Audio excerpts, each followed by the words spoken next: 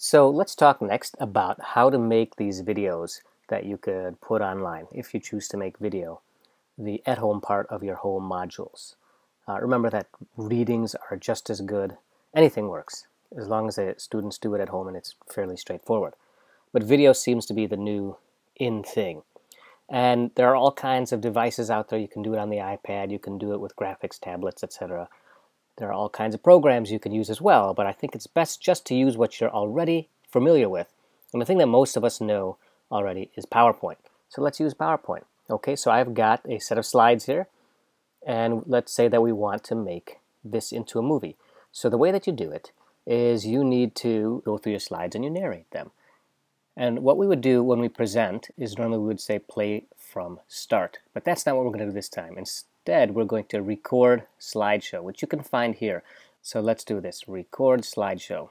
And then that brings up a screen that looks something like this. And you can see on here is your slide, there's your next slide, and the time that's elapsed on this slide as well as the future slides. If you had notes for your slides, those appear here, so you can, if you really want to script it out, you could script it, put it, and it'll show down here. I don't recommend scripting it out because then it sounds like you're reading something, but if you use an outline, it works.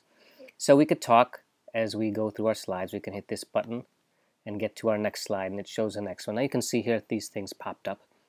This little marker thing allows you to use a pen, and you can use a pen then to draw on your slides if you want as well. All right, and then we can go to the next slide and the next slide. And then when you're done, you're going to hit Exit Slideshow.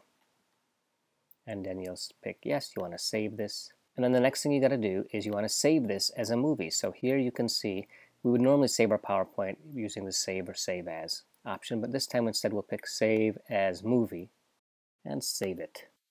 And now you can see here's the movie file right on my desktop, which you can play. Okay, now that you've made your video, now you have to get it out there for your students to look at so they can use it at home. The first thing I want to do is make a pitch for using the public domain. And the public domain means not putting it behind a firewall in which everybody doesn't have access to it. There are good reasons not to do it. Maybe you're afraid of people stealing your material, or you have copyrighted material in there that you are not allowed to use.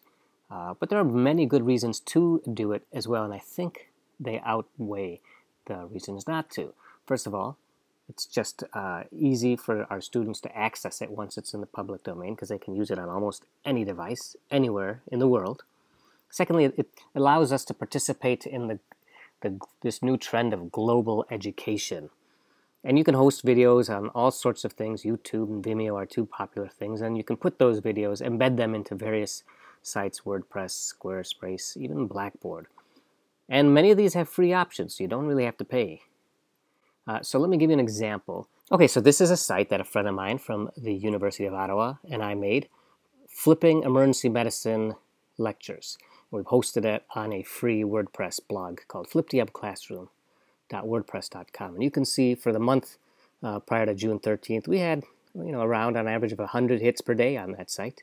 And you could see that it would keep track of which countries they came from, and Canada, the United States, and Egypt, Saudi Arabia, Australia. So it's coming from all around the world. This is helpful when we're going up for promotions as well. One of the requirements for academic promotion is educational exercises that are being used in other institutions, right? And novel teaching approaches. And what better way to document this than having it all online? So here is my YouTube channel where I host my videos, and I can say, look, I have over 1 million views and over 8,000 subscribers. And they're being watched in all sorts of countries around the world. I also get testimonials from people who are using this to learn, as well as people who are using it to teach. So in the comments sections, you can sample some from there and put that into your promotions packet, as well as when people are asking for permission to use it in their materials. And I've had people locally ask to use our stuff, and this is someone in Australia, someone in France, someone in Saudi Arabia, have been using material that I've made. So all of this extends the impact of your teaching. So my 2 cents with this would be that make videos if you feel comfortable doing so with your slides and using good slide design principles, and use PowerPoint. It's perfectly good program, and it's something you're already familiar with. And then put that online. And I'm making a plug to share it and let all your knowledge spread across the world. Thanks.